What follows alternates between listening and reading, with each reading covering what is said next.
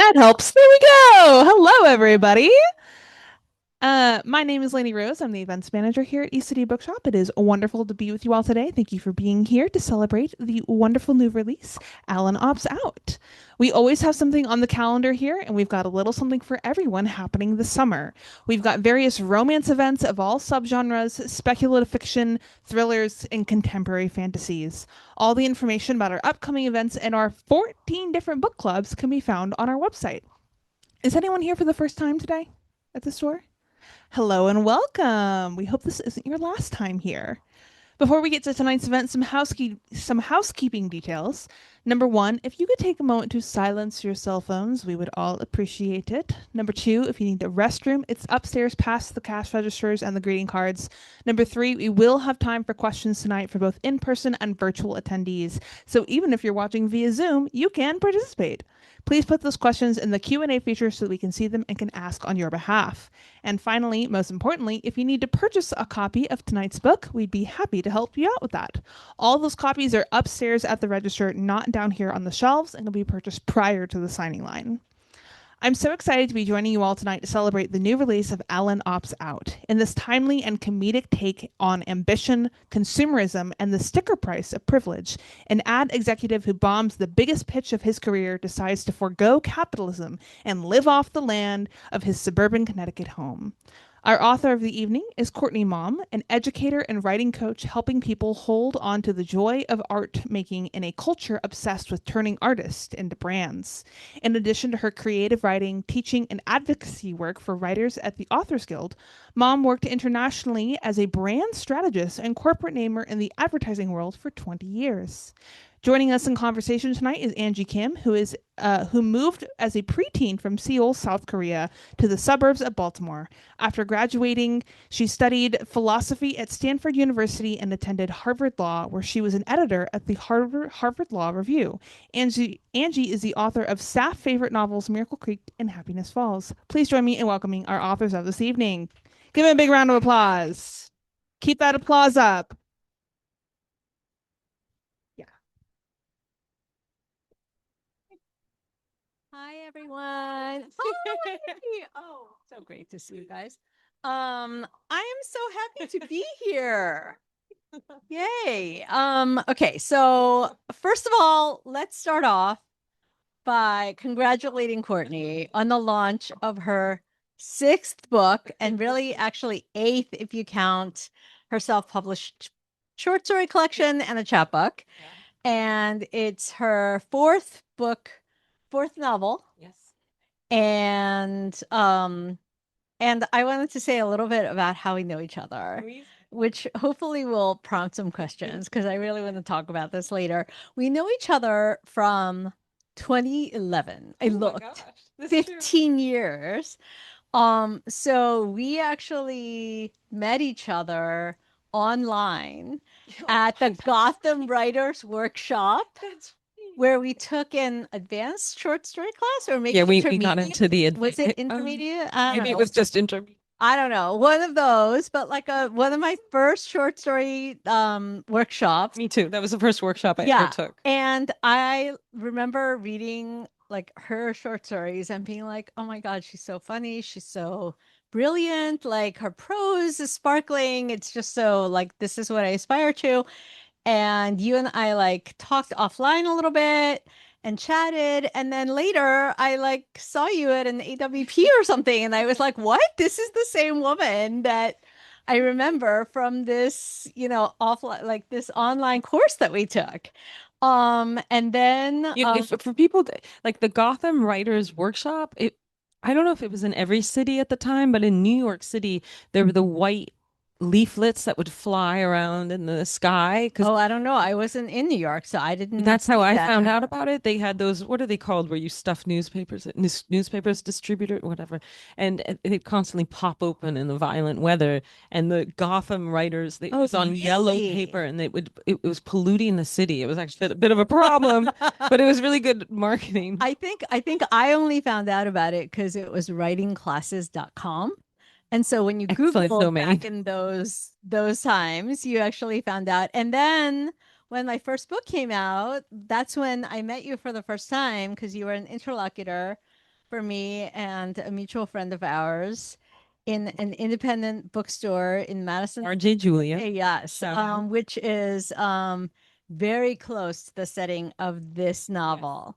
And Connecticut. so we have a long history, and which is why I am so proud of you as a friend. And I want to brag a little bit about your book for those of you like who are listening in. It just came out last week and it's just gotten starred reviews like everywhere and so many reviews from like I didn't even know that they had reviews in these papers and magazines anymore. So Publishers Weekly called it a pitch perfect satire, fierce and funny portrait of late stage capitalism and its limited supply of happiness. It's a gem. People magazine called it fresh, provocative, and uproariously funny. And Oh, that's exciting. yes, you didn't know that? Oh my God. See Okay. the things that you learn. I'm driving my book tour, so I'm not on. No, I so lost my glasses, so I can't see. that's anything. true. She can't. These are different. She's been talking about how she can't read anything on the computer right now. Well, that's why. So tell me more. This is Yes, this okay, is okay. great. So I am going to tell you more. So Lit Hub called it "Eat the Rich Farce." That I know because Meat it's on the cover. from one of the funniest writers. Oh, I didn't even know. Okay, I didn't know that. I shouldn't have. Okay, forget that because you can already read it on the cover. But it has been profiled in the New York Times, LA Times, Town and Country Magazine, Harper's Bazaar, Good Housekeeping, Boston Globe, and everywhere as one of the best books of the summer. I didn't know it was in Good Housekeeping. This is exciting. This Yeah. is like a great. Okay, did you read your New York Times book review that said Yes, that that you're one I came across my you're radar. a Yeah. witty novelist whose Yeah. novels drop every few years like albums for people in the know? Yeah, that one Which means was. that we are people in the know, which Yeah. I love. Okay, all right, okay, enough. All right. So Well, can I congratulations. thank you very much. And if I can just say thank you so much for being here. It's always a special kind of anxiety when you're on book tour and you're going to a city where you're so excited to go because you like it, and then you realize, wait a minute, God, I don't really know that many people.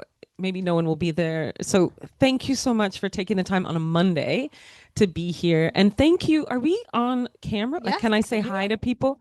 Thank you. Oh, right Yes. there, of course. Again, you see glasses here, but they're for reading. I have lost the Yes. glasses for everything else, so I can not see very much. But thank you Which for is why everyone. I drove her. Yes, I might now. I need to. today.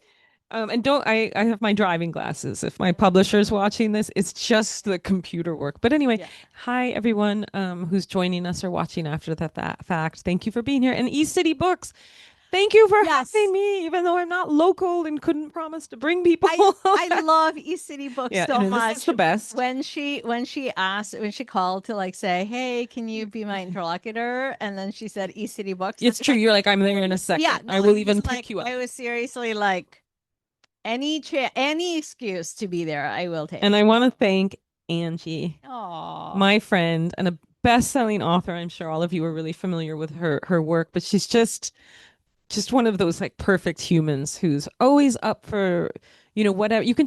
We can have kind of fun, frivolous talks and then Okay. dip into, we can go high and we can go low. we can. And that's the kind of writing I like to read. It's the Yeah. kind of women I like to hang out with. And so thank you for being you and sharing a brownie sundae with me right before we came Yeah. here.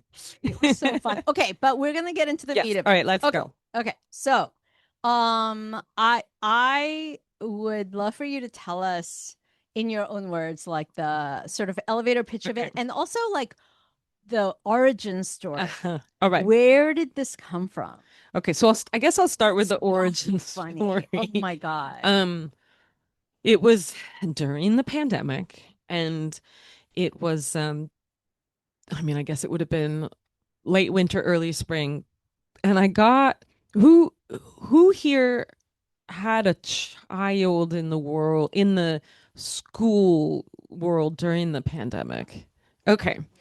If you don't, it's okay. Stick with my story. But my daughter at that time was probably 6 or 7. So she was learning the stuff that's like you can't phone in, like how to read.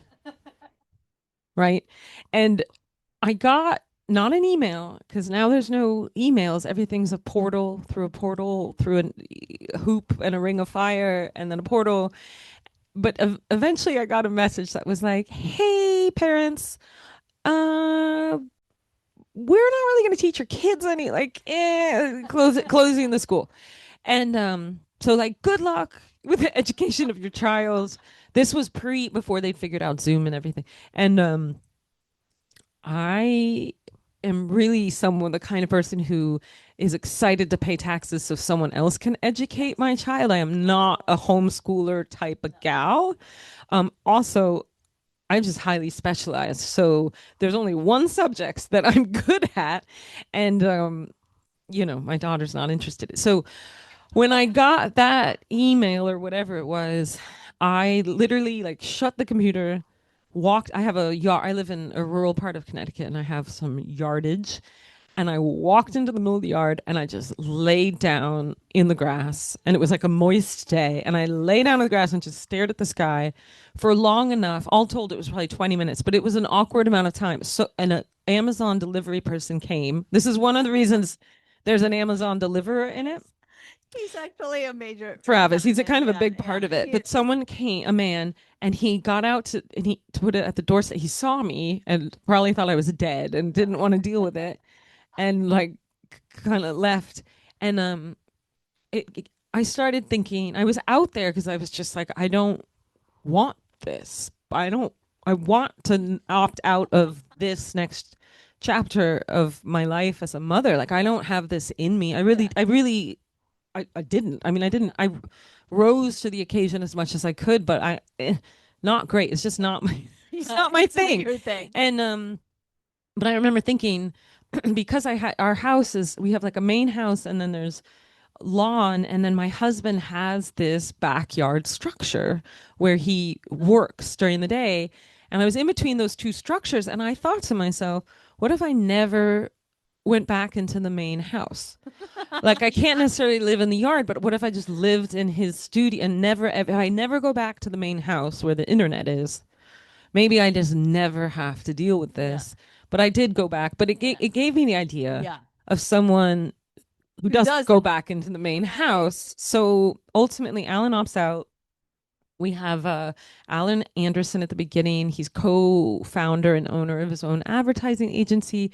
At the outset, it's more or less like contemporary to our times now. And he's trying, all the advertising people are trying to land US dairy that year. That's the big account. People aren't drinking cow's milk anymore. So dairy's in the red. And something goes awry with the pitch. And it goes so awry, it causes him to reconsider his career, the very act of advertising and capitalism. And so he moves into his daughter's playhouse in their backyard in this ritzy gated community in it's a quite nice it's a luxury playhouse, but it's still a playhouse. It doesn't have a toilet or anything. And that's fine, right? He's gonna have his like Walden moment, but he doesn't tell his wife. He just does it. And so Vivian, who has the other half of the narrative, it's like, I'm sorry, what's the plan here? Because this is for Vivian. Alan's summer was supposed to be like getting dairy and working his head off on the dairy account, and she has a very important summer plan that involves getting into the Queen Anne Society, which is this private women's club that's basically like a hazing in the domestic feminine arts. And it's definitely like a sorority. It's like a sorority. Oh, totally. I think I actually call it in the book a sorority for menopausal women. Yeah. And there's like a rush. But she takes it very seriously. Like, she wants this. But the thing is, the domestic arts could strike at any time. Yeah. So literally someone could call you up and be like, we're having a ceviche party at your house in an hour. So your house has to be perfect all the time. Your kids need to look cute. Your lawn has to be perfect. And she has now this husband living off the land in the backyard. So that's the setup. Not showering. He's not grooming. Yeah. No, he's opted out of everything, including grooming. I love this so much. And I mean, you guys are all laughing. I'm laughing. So the entire time I was reading this, and I don't know if any of you are like me and like you get into a book and you're like, okay, I must have the audiobook so that when I'm like driving or doing like dishes or whatever, I have to just keep on like being in this world. And so I would have my like headphones on and my kids would be around, my husband, and I would just be like laughing hysterically out loud. They would be like looking at me like, what is wrong with you? And you could see in their faces, they're like, we don't really want to ask. So we're just gonna like slowly walk Can I away. read a tiny can I read a tiny bit of Alan before his life changes? Absolutely. So Yeah. You have to give me the book Oh, though, yeah, yeah, yeah. because I've Okay, marked it sorry. and otherwise I don't know where the Yeah, heck no, I was gonna say, so she tells this book in three brilliant voices. So there's Alan, there's Vivian, and then there's like a community Greek chorus of, Eyes on Bellport. yeah, it's the Yeah. chat board, the community The chat community board, chat. and so, So this is Alan. I'll just so read it. but let's hear from Alan and Vivian. If Okay, you want to do back to yeah, back? yeah. Okay, so this is Alan. Everything's still going great for Alan. And oh, these we need. Are these even? So maybe these are the. Oh my God, are those? No, they're not. These I have the R. You see? Okay. Oh, God. Okay. It was a beautiful spring evening in Alan's favorite month. The grit of winter melting, the ample trees peacocking fresh leaves, the traffic of I-95 relatively fluid. Once June hit, the girls would head to summer camp, giving Alan free rein to sink into his U.S. dairy work, get to know the power players, stress test their milky hearts. As he approached the Arch Street exit, he always thought of exit 3 as his. Alan left his problems on the highway. The dairy account would lift Orris and Anderson out of the orange. They hadn't quite hit red like some of the smaller outfits. But the pandemic years had been hair whitening ones for sure. Alan made great money and a lot of it. But unlike the early Chicago era, when his judicious wife had been a financial asset instead of a liability, their Bellport life was higher risk. While Alan understood the initial investments for Vivian to look and dress and drive the part of a Bellport housewife, he'd assumed expenses would be curbed once she felt like they fit in. Am I allowed to swear? There's some swear words coming up. Is that okay? Okay. This actually isn't a book that has a lot of swear words if people get upset about that, but this paragraph does. At some point, he'd stopped dissecting their monthly Amex statements because they spiked his blood pressure, but it was as clear as day that the curbing hadn't happened. On top of the luxuries his wife now deemed necessities, celebrity dermatologists, 5-digit summer camps, sushi takeout on the regular, there were Sonny's horse shows and horse outfits and the cursed horse itself, which had been something brown and imported from Denmark when Alan bought it, but in the photos Alan had last seen, the horse was white. So who the fuck knew what was happening at Sonny's Bedford barn? Add to this the insane sum the country club was asking for his contribution to the typhoon slide they'd put in, and the new pool he decided to gift Vivian, and you had some of the reasons for Alan's elevated cortisol levels and his twitchy eye. But he was king of the world still, his life a perfect fit. Outside his car window, the pleasure boats were back in the water at the marina, and he could almost hear the cling-clanging of the American flag flapping back against its metal pole. The indomitability of seagull shit on the dock plants, the decadent boat names written in maroon and gold on white, it thrilled him and it soothed him to be on rising tide. Not everybody got to live in Bellport, but Alan Anderson fucking did. He had been patient. He had made the required sacrifices and stuck to the broad view. And now his hair stayed thick from distant sea spray, and his home's value had appreciated 65% since they'd moved in. Booyah, he thought as he pulled up to his house. That's Alan. And then Vivian, real quick, she's getting ready for something in this scene. And this is at the beginning. Whoever said that money can't buy happiness did not have teenage girls. Back in Chicago, Bailey, now 15, and Sonny, 12, so almost a teenager, had been doing well. They had friends, good friends, meaning the right kinds of people with whom they did the right activities. Back-to-back sleepovers, Sunday outings to Sephora, mountainous portions of froyo shared with giggling pals. But ever since moving to Connecticut, the girls were loafing, flailing. 2020 had been a hard year to relocate, sure. Online learning had delayed the friend-making process. Vivian understood this. But a flight delay was not the same thing as a complete failure to launch. In the 4 years they'd lived in Belport, Sunny's only friends were the horses at her barn, while Bailey had been diagnosed with a kinesthetic learning style that her prestigious girls' school thought would be better addressed at the puppeteering-obsessed Waldorf establishment that was not the Belport vibe at all. For years, Vivian had been observing and regrouping and failing ever upward, and her girls still hadn't gotten with the program.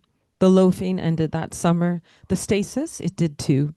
For decades, Vivian had backed her family with relentless, poreless verve as Alan climbed the ranks of advertising, swapped her V-necks for boat necks, her platinum blonde for lowlights, consulted an actual speech therapist to mask her corn-fed accent with Connecticut's dropped R's. Alan, he had repaid her. He succeeded and succeeded, moving ever up. But Susanna and Bailey, Vivian smoothed her robe against her shapewear, clicked her tongue against her teeth. She was pulling up the anchor. Dead ahead she'd go. If it took a swimming pool to get Bailey and Sunny the friends and opportunities they merited, then a pool was being dug. So that's Vivian, and that is Alan. And I'll give this back to you.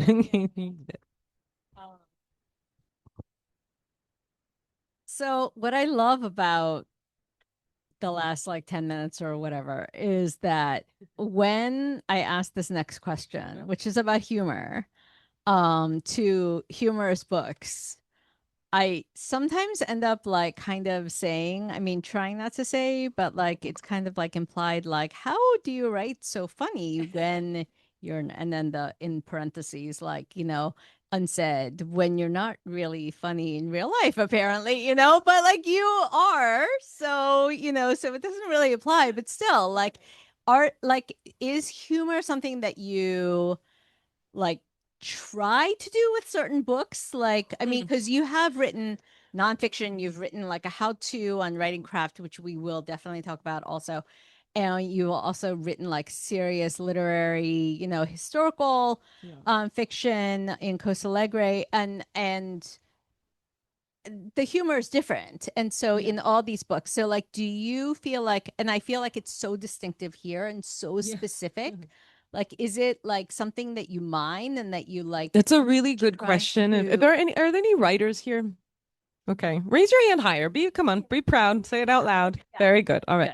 Good. We're gonna have lots of writing crap. So humor was something that I tried actively not to write for a really long time. So I went to college, but I majored in English. I was, saying from the outset, I didn't take writing workshops and stuff.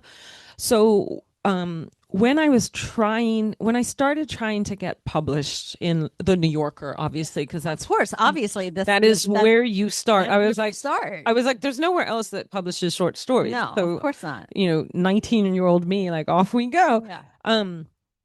So at the time, things have changed a lot. They really have changed in literary fiction, but I was this was the late 90s, early aughts. And the short stories that were being published then, God, so that was what, 25 years ago? Yeah.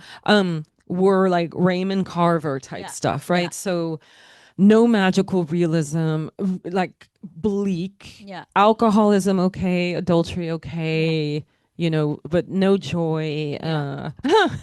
Kids better not seen or heard. Yeah. And so I was just sort of aping what I read in these different highbrow literary magazines and was getting unanimously rejected, silenced, no personalized rejections. Like in your 20s. Yeah, but I mean, talking about mid-age. No, of course, right. But it lasted, and it really wasn't until my early 30s when I had just been so silently rejected for so long. We didn't use that term then, but like ghosted, just no response, that I was like, all right, well, screw it. And I just started writing what I wanted, which in fact was my voice, which I had just thought no one wants this because I'm not reading it, Yeah. you know. And then I started doing kind of performance pieces first, like stuff created to read into a microphone in front of people, not Like the necessarily. moth kind of thing. No, Yeah. no, they weren't nonfiction. They were, at the time, I was really into kind of these spoken word series throughout New York City. Okay. I had a advertising job there, Okay. and so I would write things like the day of that were very tied into pop culture or politics. So they were super pertinent Okay. and blazingly satirical and relevant, and they Yeah. landed really well. Yeah. But I would write them fresh for every event. Yeah. I didn't try to publish all that many of them. I wrote a lot of pieces from the point of view of inanimate objects. My biggest inspiration at the time, may it forever rest in, well, may it come back. Actually, I don't want it to rest in peace. Was Sky Mall. Oh. So I would grab the Sky Malls anytime I flew or someone else flew, and I Yeah. would write pieces. This was to get published Yeah. from like one of my favorite ones that got published in Hobart. That was one of my early like Oh, I love Hobart. was Bashful Yeti, Garter of the Pond. So I don't know if anyone remembers this from Sky Mall. There was this like Yeti that was being bashful and you nailed it into a tree. I don't remember this. And I was like really into Sky Mall for a So while. the Bashful Yeti, you can look, it's a So weird, and I was just like, who in the hell would nail this into it? The poor Bashful Yeti being nailed. So I started doing fiction that was pretty weird. So did you do like McSweeney's? They never accepted me. Okay, But they took so long to respond know. that it's been 20 years. Maybe it's still coming. I don't know. Yeah, exactly. But, yeah, it but could be. It could be. I never got into shouts and murmurs, you know, but and then in my long form fiction though, what I was learning to edit out, because I would watch, what I would do with these spoken word things or reading series is I'd get up there with a red highlighter and a green highlighter. Yeah. And while I was reading the piece, I would slash through. Green would be like that landed, like a stand-up comedian. Yeah. Green would be that landed. Red would be like that didn't land. Yeah. And inevitably, what I started to see was that the red was where I was trying to be overly clever. Oh, the labor of points, or I was being cruel, or both. Yeah. And so little by little, by like either doing well at the mic or bombing, I learned that for me, at least with my humor, it is most successful when I'm just going from the gut and not belaboring a point or being clever and not being cruel. Yeah, it works pretty well. I really, really love this. Do you still do this? I don't do spoken stuff anymore because I live in the middle of nowhere and there's nowhere to do it. True. I have a Substack, which I guess is an open mic. Yeah, your Substack is great. Thank And you. I don't know if you guys follow her Substack, It's but called Before and After the Book Deal. Which is also the title of one of her books, which I loved. And I feel like whenever people come to me and they're like, what do you suggest? Like, I want to write a novel and I want to be published. I'm like, or even better, even better, they're like, hey, I don't know you. Can I pick your brain? Yeah. And you're like, yeah, no, read this book. But I do that a lot though. No, but you should stop because no, because I'm just like, well, you know what? I'm going to be driving somewhere. You are good at DC. You are really good about. When you picked me up tonight, so she was talking on the phone and I was like, is it a book club? Because the last time we were together in Alexandria, you had like 3 book clubs in the car on the way. And then you said to me, can I take a break halfway through your event? Because I have a book club. And I was like, you did. You were really, you had like a New York Times bestseller. You were a busy gal. It's ridiculous. You were probably sleep That is deprived. so But I told rude. you no. I said, Angie, you can't do that. No. I can't believe I did that. This is what, like, I'm so embarrassed. you shouldn't be embarrassed because right. I talk about this in Before and After the Book Deal. Oh my God. When you have success, you become a crazy person. Yeah, I So was. I didn't. I'm sorry if that embarrassed you. I was like, No. damn, this is what success looks like. She's busy. She's multitasking. Embarrassed on my behalf to you. So forgive me. I thought it was great, but I was like, you can't do that though in the middle. Okay, well, I'm glad that you told me no. Okay. All right. So since we have a lot of writers in the audience, I don't know if you guys all follow her Substack, but in your Substack, which I follow, you did talk about the structure of this book and how like you had challenges with this book and Can you talk a little bit about that? Because I think that would Yeah. be really helpful. And Yeah. so even if you're not a writer, I think that when you read this book, you will so see like the arc of this book and the structure of it is so clever with the two voices and the Greek chorus kind of commenting on those, on what's happening, and just sort of we Mm. know kind of what the ending point is with this big party and the She pool has and all to of she that has to sort of throw a stuff. party to get Yeah. into the Queen Anne's. It's like the And final, yeah. yeah. So Yeah. yeah. The so the structure just from sort of a narrative overview, I was like, all right, normally I write first person fiction or very close third. So normally I'm writing in the I or, he's, she, they, but very close so that you're with one person. And with this, I wanted, just because I hadn't done it, to try a dual narrative. But I also, when I did the bird's eye view, was like, okay, so we've got Alan, and at a certain point, he's going to move into his backyard and not really leave the backyard. And then I thought, when I did start taking writing workshops as like in my early 30s, I had a great class with Alexander Chi, and he's the best. He's Shout the out to best. Alex. And Yeah. he said something, not to me, but someone was asking about cliche, and he was like, he kind of didn't answer the question about cliche, but he's like, the worst thing you can do is have someone furiously thinking about something furiously in one place. And I remembered that and I was like, oh God, I have Yeah. a man furiously thinking about something in one place. Yeah. And then I thought I actually don't want him to be leaving the yard. So Yeah. what are we doing with the book? Yeah. Like, how are we going to meet someone else and get a sense for the neighborhood? So I knew, okay, we'll give the mic to Vivian. But then I thought, my God, if it's only the two of them, then she's going to be like, mad at my husband. And he's. And so that's Yeah. when I had the idea of the community forum so we can Yeah. see what's going on in the neighborhood. So that seemed to work in theory. But Yeah. then when it came, Alan, I had no problem with. For whatever reason, I write best and most easily as a man. I do too, I do not actually. identify as a man. Yeah. But I feel the same way. the thing is that for me, I guess you're not supposed to have a brownie sundae before you speak into the. Are you okay? I'm fine, but And a beer and an IPA. okay. Okay. Okay. All right. Okay. If my publisher's margarita watching, too. I It's didn't. okay. I none of this. It's I had fine. a It's fine. salad. Yeah. Anyway, and well, now I've lost the track. Okay, no, Oh. I'm back. Alan. Well, Writing Alan. Alan. No, but And the structure. the problem is, well, not the problem. The wonderful thing is when I write as a man, it's just a clear slate because I'm like, okay, I'm not a man.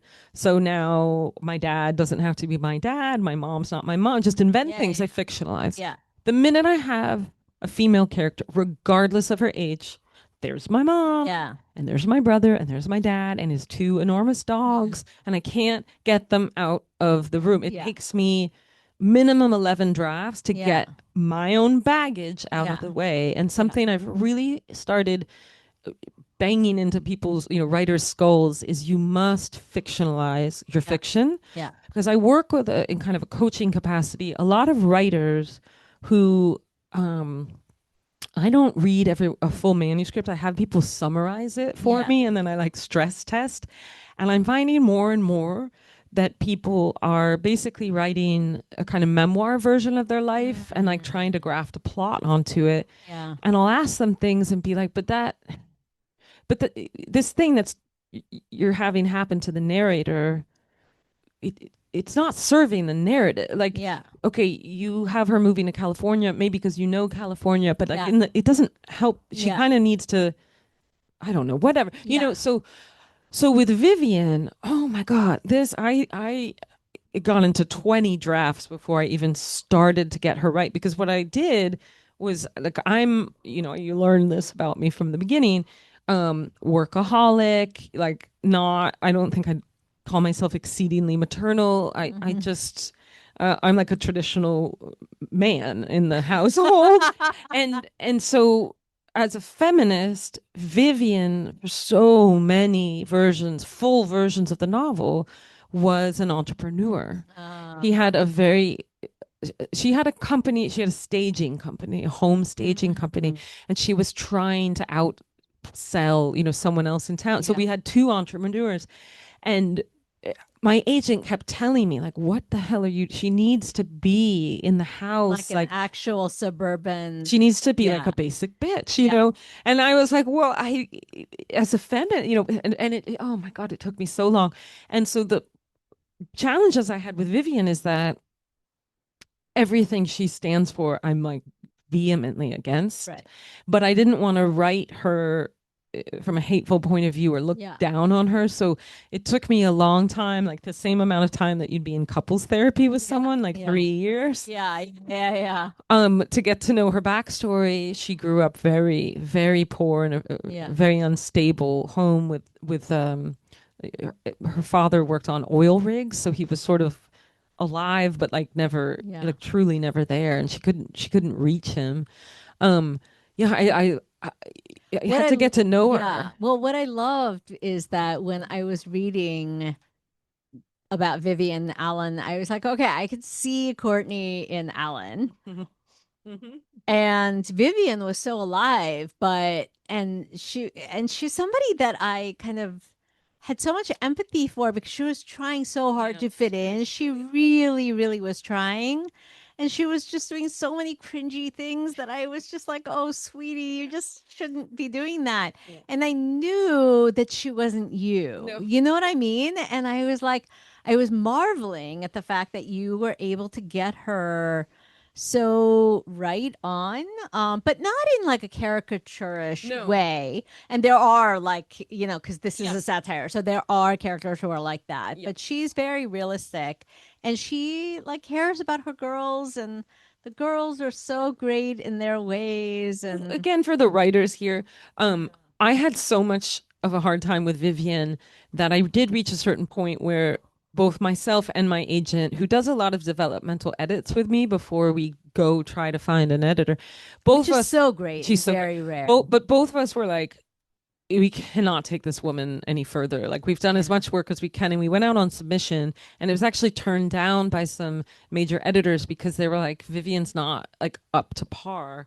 And Mm. I mean, the But because editor, they loved Alan, but he was just so strong, and like she yeah. was still fuzzy, she was fuzzy.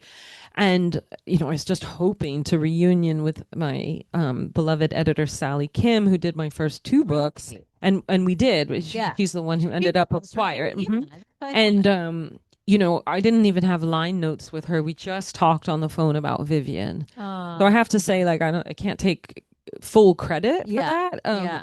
because I really did get to a point, and I think it's important to admit this, that sometimes it's not even that I couldn't see the forest for the trees. I was just like, I need help, I need Yeah. help talking through this. Um and she was Yeah. incredible. She helped me get her, across the line into a place where I was like, oh my God, okay. First of all, she exists, but also I have compassion for her Yeah. now. Whereas before I just thought she was a bit silly and had terrible priorities. And Well, again, that fell into my rubric of yeah. cruelty. Yeah. And so I was like, it's not, I know this isn't my book yet because it's Mhm. mean toward her. Yeah, no, I love that. And I Yeah. love that there's so much about here that is about consumerism because that's what Alan's opting out of.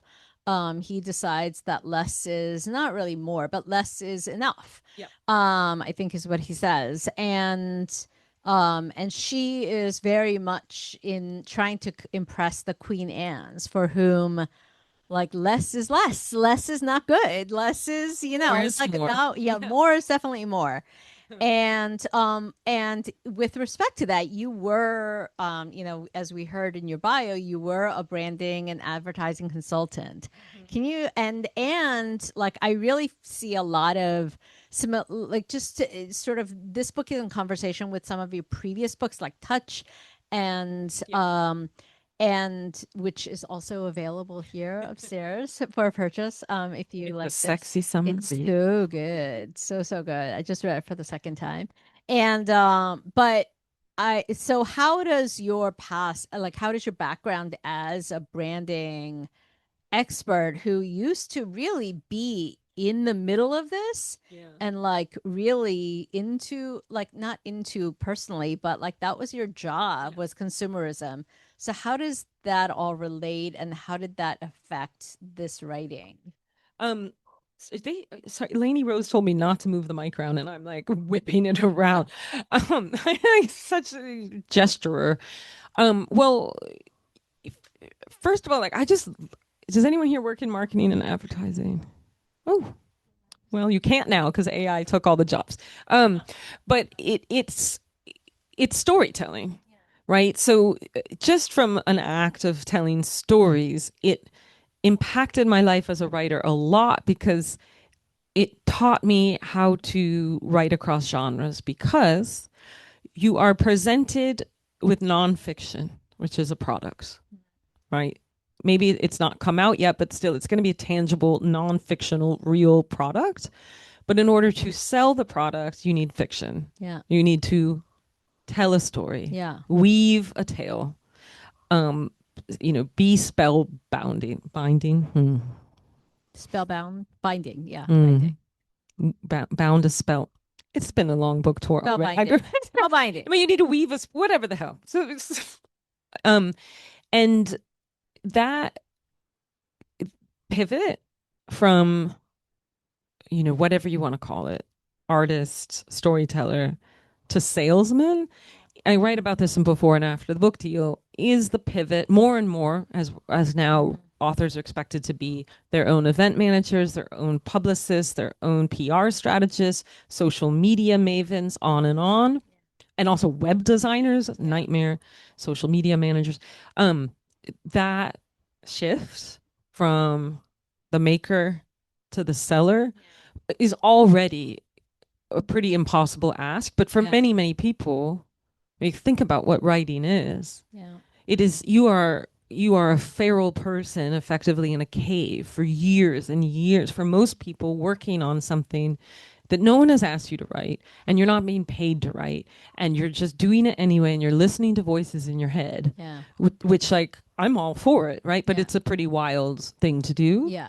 And then what? If your dreams come true, then you have to become the ambassador for this story, and it's a very perverted shift. Yeah.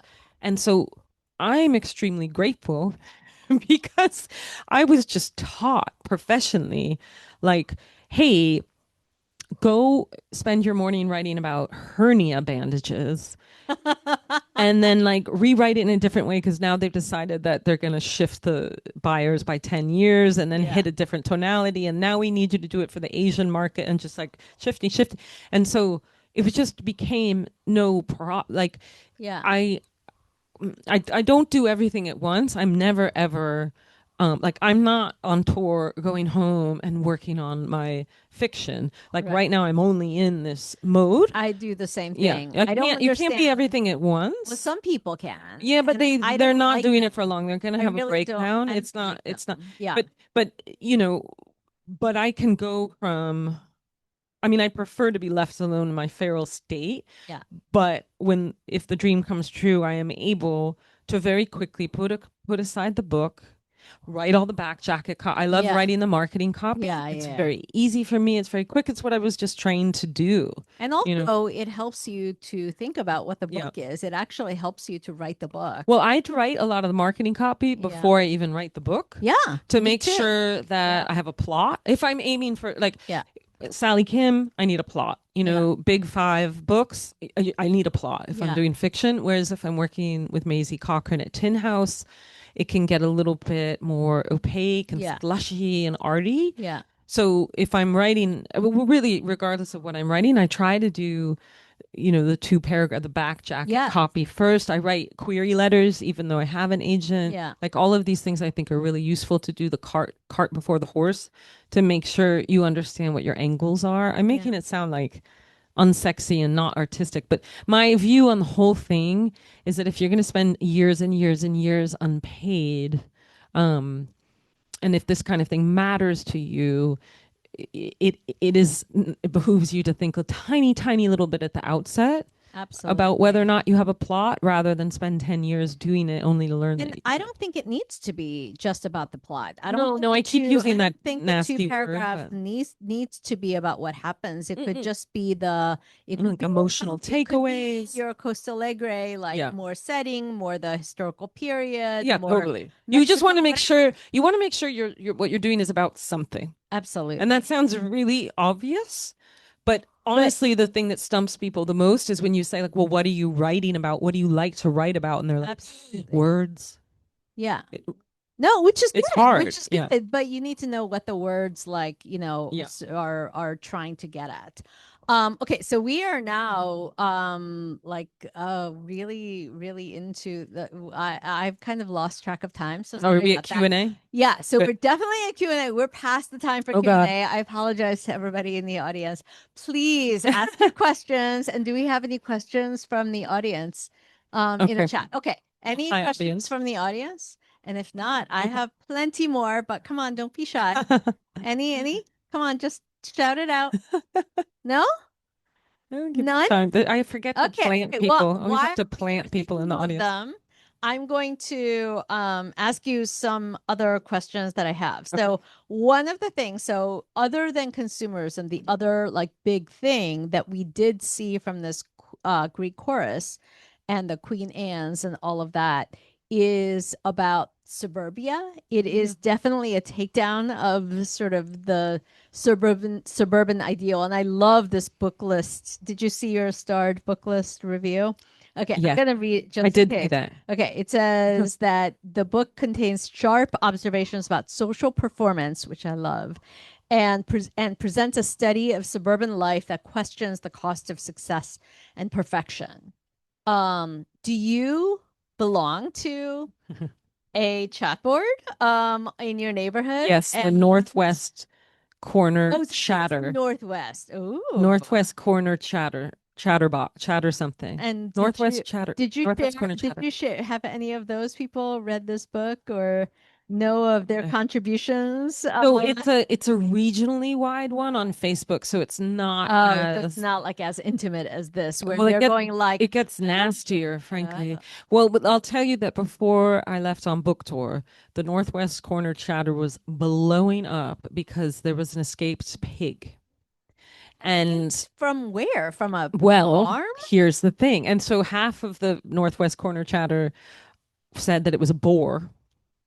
And then there were some really boorish people who were going, bacon looks like bacon to me. Things were, and then there were people getting mad at that. It was starting to get really heated. And then, but it was enormous. It was an enormous pig. And then something wild happened. So I'm a horse girl. If you've read my memoir, you'll know that. Yeah. And my owner of my barn where I keep my horse, we check in every day, and Yeah. and I hadn't made it there that day because book coming out. Yeah. And I was like, Hannah, how was today? How's Cowboy? My horse. And she's like, today was crazy. We had this pig show up. Oh my God, the pig showed up at your barn? It went into the chicken coop and she came to feed her chickens and there was it's enormous pig and she sent the picture and I was like, but Hannah, that's the pig. This is a Northwest my and she's God. not on it.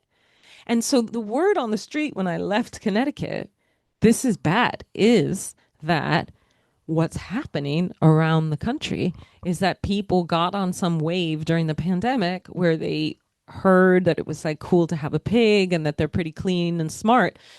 And what people don't realize is that miniature pigs means under 500 pounds. So that in fact, people who got these pigs and didn't realize how big they're getting are just leaving them at farms Oh my so God. that he might be an abandoned Oh, pig. oh, poor thing. So anyway, that was the big drama. I think this will probably have to make it into your next book. Like, is the And no one lobster came to claim is him. Lenny the lobster? Lenny was rescued from surf and turf night at the country club. You named your lobster Lenny. and Yeah. then ate him? I didn't eat Lenny. Oh, okay, you didn't. What did you do? Well, I wrote about him in a book. What do I you know, but what He was rescued in the oh, he book was? Yeah, no, from he's the one surf who and got- turf night. I don't have a lobster. Oh, you don't have a lobster. No, Okay, I don't have. I'm so I'm sorry, I don't have confused. a I thought lobster you were talking yet. about your real life. Okay, Oh, okay. No, no, I know no. who As Lenny the far as lobster I is. know, we did have a bat yesterday. My husband said because of the storm, or 2 nights ago, there was a horrible storm. We had a Okay. bat, Oh, but that's not sad. one we intended to Okay. eat. I do not have a lobster. There is a very, very funny, cute, adorable lobster Lenny, named Lenny in the yeah, book but that not in my house. I'm like kind of in love with, despite the fact that I love eating lobster. I know it's tough. Yeah. It's All right. Anybody have questions? Yes. Yay. Okay.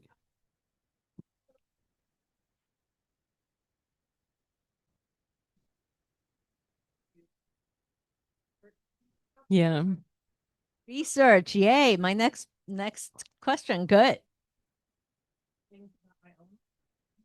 Sounds right. Yeah. And sometimes maybe I fictionalize a little bit in my memoir. So I'm just wondering, like, how much research you do with your I know you. Yeah. Yeah. So I love a question Okay, about so research. yeah, so the Oh question yeah, we're is about supposed to how reiterate. much research Courtney does just because we have a tendency to just kind of rely on what happens to us, especially in writing memoir. So how Yeah. much research do you do? I research a ton, regardless of what I'm writing. And a friend of mine who was in conversation with me last week was really shocked to learn that I had researched because she's like, but you know Connecticut and you know advertising and you know like intense white women. So like what did you have to research? And honestly, we were talking about this earlier. The I did so much research for that private women's club because I don't know anything about flowers, nothing about gardening. Like you come over to my house, I'm making bolognese. I'm not making multi courses and sauces and punches in bowls. The domestic arts not exactly my jam. And so I researched the heck out of everything that happens with that private women's club. Are there private women's clubs like this There's that one are in my town. this sorority like with Oh, like that this I don't. I mean, rush elements and probably. I mean, okay. maybe not to this degree. I hope Okay. not. Yeah. There's one in my town that is not it's they do a lot of plays and they get together. They have a lecturer every month but what's intense about the one in my town, it's called the Isabellas. I am not in it. I think I was being courted, and then I told them you can't have me because I'm writing about a private women's club. Oh. But when they asked me to come speak at it, and they had someone collecting dues, and then you got to the table and they had a woman in charge only of serving coffee, a woman in charge only of doing tea, a woman in charge of the savories, and then a woman in charge of the champagne. And they never saw the two. It was Yeah. And champagne, not prosecco, because no, it's real. It because was the real stuff because because it's one of the Connecticut. characters is like, well, I have Oh. prosecco, and she's like, oh, you're so funny, you're so cute. No, no, exactly. She was like, "Do you have champagne?" And she brings out prosecco, and then Whitby, the villain, Yeah, was like, yeah, oh, "You're a riot," yeah. which is obnoxious, but And just so it's yeah, a book. exactly. So yeah, research. Something I'll say about research though that's important is you got to set a timer somewhere in your life to Yeah. make sure you're not procrastinating. Because it is, I know many a person, they've been researching, there's so much research, and ultimately what they're doing is procrastinating because they're scared to get down to the business Yeah. of writing the book. Yeah. So for me, what I do is I have dedicated research mornings, like 2 time blocks a week. And that's it. There's not researching outside of it. Yeah. Um, Or what I do is I just like make it up and then Yes. I research after. that's actually a really good tip. And that's I think that's better because then it forces Slow. you to revise. And Yeah. every time you revise, your manuscript gets better anyway. And Yeah. you're like and you're researching like after you know a little bit something about what you're researching for. Because just like Totally. researching You know what? That's such a Yeah. good tip. And I forgot I actually do that myself. So like I remember writing something where someone rents a car in the 80s, and I put a whole section on like describe the car here and make sure it was available at the time, and I just highlighted it all in yellow because sometimes if you're writing and you decide to research in the moment, you're pulled into it. It's a different kind of energy. It's a different activity, and I'm someone I really believe staying in that energetic moment. So if you're researching, you're researching. If you're doing marketing copy, right? Yeah. Marketing copy. If you're just jerking around and looking at Zillow, you know, Which that's very fun. well, Zillow, I picked out Zillow. their house. Yeah. So the place where this book takes, I named it Bellport, but it's Bellhaven in Greenwich, Connecticut, and I fictionalized it because I was going to do some stuff with the town that is fictionalized. And the minute you do that to a real place, you get the 1-star Amazon reviews and people lose their mind. Yeah. And then they're like, well, that street doesn't exist. And, But wait, why was I talking about Bellhaven? I lost my train of thought. I can't remember either. I was too busy. Oh, the research. No. But I was too busy looking at Zillow. Yes, God, Zillow. thank God for the audience. No, the Zillow. So what I did, Bellhaven's like 2 hours from my house. I'm on the opposite side of Connecticut, and I grew up in Greenwich, Connecticut, and we had friends. I say we because I have some old buddies here in the audience, and we had friends in Bellhaven who are no longer there. So I just sort of like trespassed, and I went into Bellhaven, and I just drove around until I found the house that would be theirs. It just seemed like their house. Got the address, went home, typed it into Zillow, and I was like, "It's for sale. It's $19 million." Which would not be actually they're not Right. that No, they're not 1%, that. Yeah. but still I just get a big hoot of Yeah, being like that's it's available for hilarious. sale if you Yeah. like the book Yeah. enough to Yeah. want to live in the house. Yeah. I can get a commission maybe. No, it's not zoned for it. So that's one of the things I fictionalized is like basically Bellhaven, you like can't have a freaking pool at all, because it's right on the sea, and then it would be a conflict of interest with the country club. So that's like Oh, exactly really? one of the things that I fictionalized that Oh would my make the residents God. very upset is that Uh-huh. this person this close to the sea can have a pool. So Okay. Bell. All right. So we have time for one last question. Sure. Any people? No, no, no, no. Okay. Well, in that case, I'm gonna save that last question for me, and I'm going to ask. It's kind of a double question, so I'm Okay. cheating a little bit. All right. I But like it. because you have written memoir, you've written like how-to nonfiction, and you've written different types of fiction. My agent loves this, by the way, how much I'm moving all over the place. No. But still, do you feel like there's one that you like writing better, that you find easier? Not that those two are necessarily the same. Yeah. And along with that, are you making life easy for yourself by doing whatever that is for your next book? Like, so what are you working on? Yeah. For your Okay. next So what do I find? I really like memoir and nonfiction. I like taking myself to task. I like um uh, trying to explore how I'm complicit in some of the negative things in my life. I'm like perverted that way. And for memoir, nonfiction, it's its own thing. I like nonfiction a lot because I used to be like a journalist and a reporter, and so you do the research, you interview the people, and then you structure the book, and you're not inventing things. Yeah. Hopefully, well, we this country today, I don't know, but we were talking about but it's rather straightforward. And then with memoir, what I love is the facts, they happen to you. So then it's all about structure. In what order are you presenting the facts? Yeah. So I just love that it's really about figuring out the structure and then the dosage of you to the rest of the narrative. I like to do kind of a memoir plus type of thing where you get maybe 30 or 40% of my personal story and then something larger. So I just like I don't want to call it a formula. That sounds like it's cheapening it, but the framework, the frame that you're in, I kind of understand it. I can see it. What I find so hard, obviously it's liberating, but what I find so hard about fiction is you want to go right, left, up, down, or There's do you so many want choices. time to not exist and your Yeah. time? You can. There's too many There choices, are so many and you commit to a choices. choice because you have to, and then maybe you find out it's the wrong choice, but then what's the right choice? And so I, although I love writing fiction, I find it gruesome, like the Yeah. process of deciding what the right choices are, especially because there's cooks in the kitchen. Yeah. When you've been doing this as long as we have, we've been very fortunate, that we people keep publishing us. Yeah. um, Well, I only have two, so yeah, but but yeah. you're doing your, No, I totally. I but mean, then people today. weigh in on your No, choices.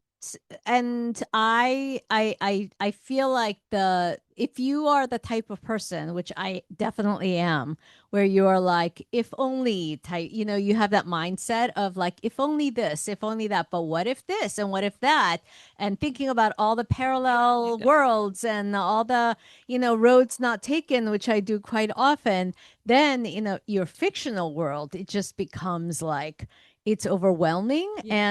and to just making the choice between a comma and an M Yeah, dash there's just feels like a too many victory choices. for an entire day.